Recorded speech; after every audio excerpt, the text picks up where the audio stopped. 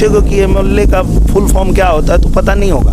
पर कृष्ण के वंश में पैदा होकर के अगर कोई राम मंदिर का विरोध करता है तो मेरे हिसाब से वो यादव है नहीं, वो यदुमुल्ला। पढ़ा लिखा होना जरूरी है, बहुत जरूरी है, बट समाज में आने के बाद ना पता चलता है कि जमीनी हकीकत क्या है। शिक्षा जरूरी है, बट किसी का भविष्य शिक्षा से और लोगों का भविष्य आप तय कर पाओ, जब जमीन पे जाओगे तभी समझ में आएगा।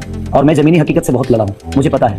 मैं पढ़ा लिखा बहुत कम हूँ, मैट्रिक मैंने की है, बट कैसे कैसे की है मुझे पता है। मैं कमा के पढ़ने वाला आदमी हूँ। मेरे पापा के पास पैसे नहीं थे, 7 भाइयों को पढ़ाना था, कैसे पढ़ाते वो रात में गार्ड की नौकरी करते थे, दिन में चना बेचते थे, तो उनके पास वो क्षमता नहीं थी। वो तो पालने पोसने में ही अपनी सारे पैसे लगा देते थे, क्योंकि आमदनी उतनी नहीं थी। तो जब हम आए तो 10 रुपया मुझे झाल बजाने पे मिलता था, तो हमने उस हिसाब से अपने जीवन को चलाया है। तो मुझे पता है कि समाज को कैसे बदला जा सकता है, और आज सबने देखा है कि मैं कैसे ट्रांसफर हुआ अपने। तो ये हवाई वादे हैं और पब्लिक समझती है, जनता समझती है कि भाई जब आपको मौका मिला था तो क्या किए थे आप।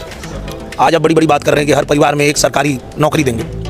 कहाँ से देंगे, कहाँ से देंगे? आपके पास कितना बजट है बिहार के पास कि आप सरकारी नौकरी हर परिवार में दे देंगे? कहाँ से देंगे? तो ये बकवास बातें हैं, और जनता इसको बहुत अच्छे से समझती है कि जब नौकरी देना था तो ज़मीन लिखवा लेते थे, और अब बोल रहे हैं हम रोजगार देंगे। सच्चाई बता देता हूँ, इनके पास शब्द बहुत हैं, ये लोगों को शब्दों से छोटा करना चाहते हैं। यहाँ मुद्दा नचनिया का ही नहीं, यहाँ मुद्दा विकास का है, यहाँ मुद्दा पलायन का है, यहाँ मुद्दा बेरोजगारी का है। बट इनको किसी इंसान को पकड़ना है और उसी पे पूरा चुनाव लेकर चलना है। ये प्रॉब्लम है। मेरा हमेशा से सवाल यही रहा है कि आप भी पूछती हैं सवाल तो उनसे पूछिए कि देखिए आप मंदिर बनाइए, हमारी श्रद्धा है। रखने वाले तो भगवान को दिल में रख लेते हैं हनुमान की तरह, सीना फाड़ कर पूरी दुनिया को दिखा देते हैं कि सीताराम यहाँ है। और पूजने वाले तो मंदिर के बगल में भी होते हैं, फिर भी जल नहीं चढ़ा पाते। ये बदलाव कल महागठबंधन का घोषणा पत्र भी जारी हुआ है। लंबे चौड़े वादे हैं उसमें, महिलाओं से लेकर सखी तक, सखी से लेकर बेटे तक, और फ्री बिजली से लेकर सारी सुविधाओं की बात हुई है। क्या लगता है कि ये इम्प्लीमेंट होगा? अगर होगा, क्योंकि सरकार अगर महागठबंधन की आती है तो ये जो भी दावे कर रहे हैं उसके पीछे कुछ आधार भी तो होना चाहिए। बिहार का जितना बजट नहीं है उससे कई गुना ज़्यादा ये वादे ठोक रहे हैं, तो करेंगे कहाँ से? उनसे सवाल पूछा गया तो गोल मटोल जवाब दे रहे हैं। बट ये पूरी बिहार की लड़ाई है और बिहार की समस्या की लड़ाई है। ये वो कभी बात नहीं करेंगे, उनको सिर्फ सनातन पे बात करना है। उनके कहने से हम सनातन हो जाएंगे, उनके ना करने से हमारा कहते तो जंगल राज पर भी हमला करते हैं। अरे जंगल राज 20 साल पहले खत्म हो चुका है। अब कौन सा राज है? आज भी हत्या हुआ है, पारस में हत्या हुआ, एक व्यापारी का हत्या हो गया। कितनी हत्याओं को बोलूं, कम से कम 6 महीने में 52 से 54 हत्या हो गए। तो ये कौन सा राज? वो कहते थे पहले सीएम आवास पर अपराधियों को बचा लिया जाता था, अब जैसे ही हत्या होती है पकड़ के या तो उनको जेल या फिर कहीं और पहुंचा दिया जाता है। उसे क्या फायदा?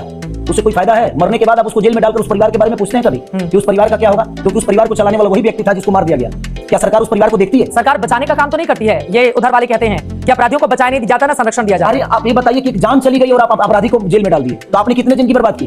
कम से कम 2 जिंदगी बर्बाद हुई। 2 नहीं, उस परिवार को पूछिए जिसको जेल में डाले हैं उसका भी परिवार था, और जिसको मारा गया था या अपराध करने गया था तो उसको परिवार का ख्याल नहीं आया। तो जो गलत काम करेगा फिर वो भूल जाए परिवार को उसके साथ क्या सलूक होगा। जब आदमी खाली रहता है ना तो मौत में भी रोजी ढूंढ लेता है। आप ये लोग क्यों नहीं समझते? जब हम खाली रहेंगे और हमारे पास पैसे नहीं रहेंगे, हमारी प्रॉब्लम होगी, तो हम मौत में भी रोजी ढूंढ लेंगे। 5 लाख लेके कोई मर्डर कर लेता है, कोई 10 लाख लेके मर्डर कर देता है, कोई 50,000 में। यहाँ तो लोग क्या वो थिनर सुना के लोग मर्डर कर लेते हैं, उसको थिनर दीजिए मर्डर कर देते हैं, क्योंकि वो बेरोजगार है, उनके पास काम नहीं है, वर्क नहीं है। तो क्या करेंगे आप बताइए? मैं उसी पे तो बात करता हूँ हर जगह कि आप किसी को खाली रखिएगा तो खाली दिमाग शैतान की होती है। तो उसको खाली क्यों रखना है? उसको बिजी करिए, बिजी कर दीजिएगा तो आप भी चैन से रहिएगा। कम से कम हमारा राज्य का टैक्स बढ़ जाएगा।